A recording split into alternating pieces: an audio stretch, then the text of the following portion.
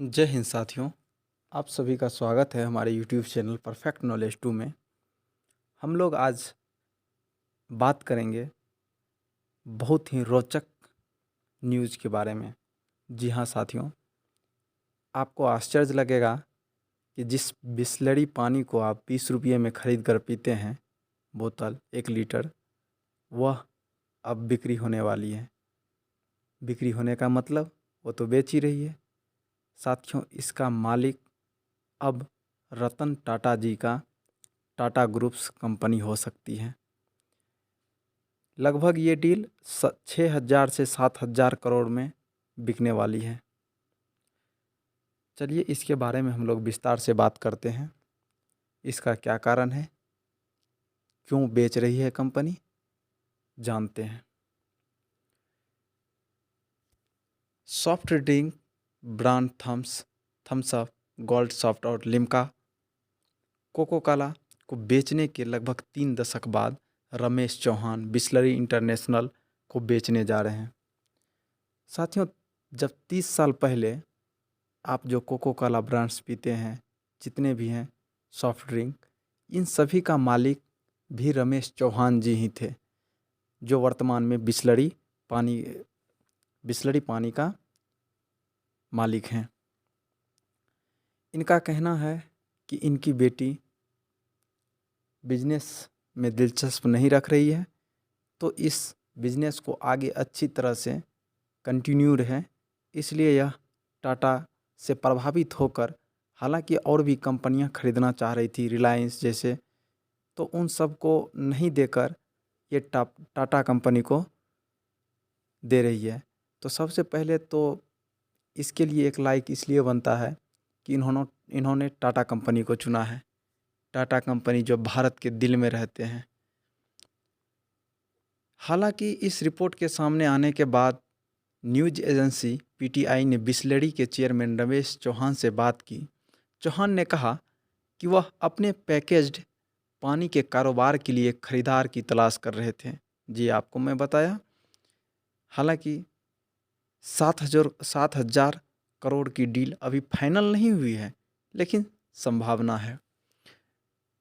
वही बात 82 साल के चौहान जी का कहना है कि उनकी बेटी कारोबार में ज़्यादा दिलचस्पी नहीं रखती है, जिससे पैकेज वाटर कंपनी भविष्य में ठीक ठाक रहे, इसलिए यह बेचने का फैसला लिया। ये फोटो उनकी बेटी और चौहान जी का है। टाटा ग्रुप बेहतर तरीके से बिजनेस बढ़ाएगा। रमेश चौहान जी का मानना है कि भारत की टाटा कंपनी बिजनेस को और बेहतर तरीके से देखभाल करेगा और आगे बढ़ाएगा। मुझे रतन टाटा जी का कल्चर पसंद है, इसलिए अन्य खरीदारों के बावजूद मैंने टाटा को ही चुना।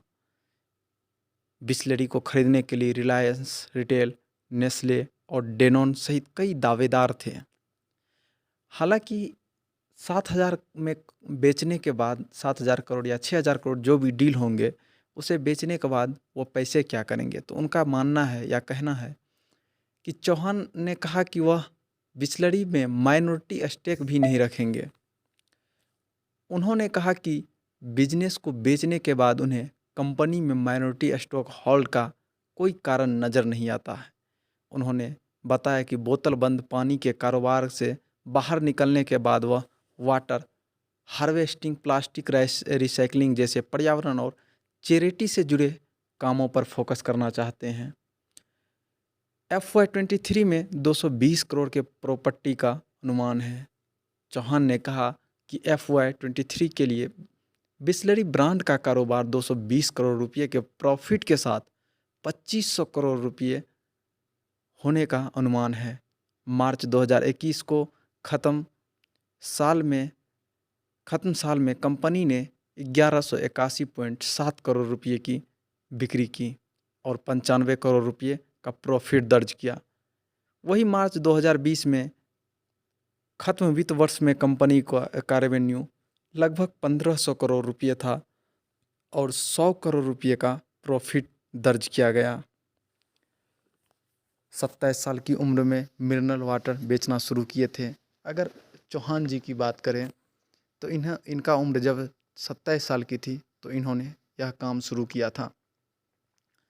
मिनरल वाटर बिसलेरी को भारत में पॉपुलर बनाने वाले रमेश चौहान का जन्म 1940 को जयंती लाल जया चौहान के यहाँ मुंबई में हुआ था। उनके दोस्त उन्होंने RJC के नाम से बुलाते थे हैं। उन्होंने मैकेनिकल इंजीनियर और बिजनेस मैनेजमेंट किया था। हमेशा अपने समय से आगे रहने के लिए जाने जाने वाले चौहान ने 27 साल की उम्र में भारतीय बाजार में बोतल बंद मिनरल वाटर पेश किया था। पार्ले एक्सपर्ट ने 1969 में इटली के एक बिजनेसमैन से बिसलरी खरीदा था। हालांकि साथियों, बिसलरी पहले से ही था, लेकिन इनको खरीदा गया था चौहान जी के द्वारा 1969 में, और भारत में मिनरल वाटर बेचना शुरू किया। 50 साल से ज़्यादा के करियर में चौहान ने बिसलरी को मिनरल वाटर का भारत का टॉप ब्रांड बना दिया। अभी भी साथियों, अब आप जब कहीं जाते हैं तो पहली पसंद आपकी बिसलरी ही होती है। चौहान ने premium natural mineral water brand Vedica भी बनाया।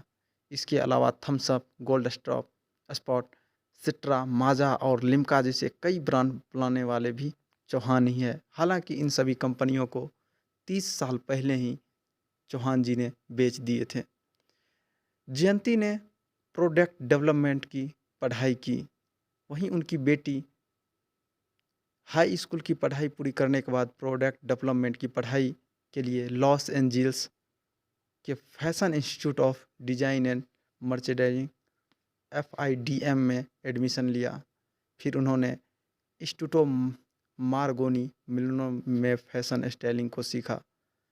उन्होंने लंदन कॉलेज ऑफ फैशन से फैशन स्टाइलिंग और फोटोग्राफी भी सीखी। ये बेटी का इंट्रोडक्शन है, जो कि बिजनेस में अपनी रुचि नहीं रखती हैं। बेटी का नाम जयंती चौहान है। जयंती 24 साल की उम्र में बिसलरी ज्वाइन की थी। हालांकि ये सभी इन्हें दिलचस्पी नहीं है। अब थोड़ी सी हम बिसलरी की बात कर लें, फैक्ट्स की।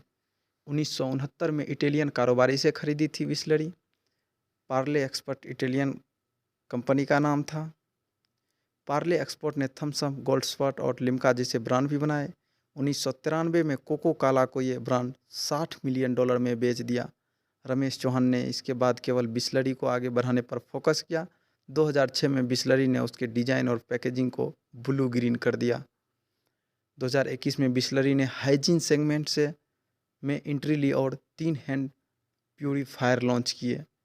3 हैंड प्यूरीफायर फायर लॉन्च इस प्रकार है। बिसलरी इंटरनेशनल का business mineral water, Himalayan spring water, Fiji drink और हैंड प्यूरीफायर बेचता है। कुछ इस प्रकार से हैं पैकेट। यदि बिसलरी का टोटल बात किया जाए तो यह 20,000 करोड़ रुपये का वाटर मार्केट साइज है। यह 2021 तक 20,000 का था। बिसलरी इंटरनेशनल के पास संगठित बाजार का 32% हिस्सा किनले एक्वाफिना इससे पीछे ही है। बिसलरी ने 4 साल में 5,000 करोड़ रुपये का कारोबार का लक्ष्य रखा।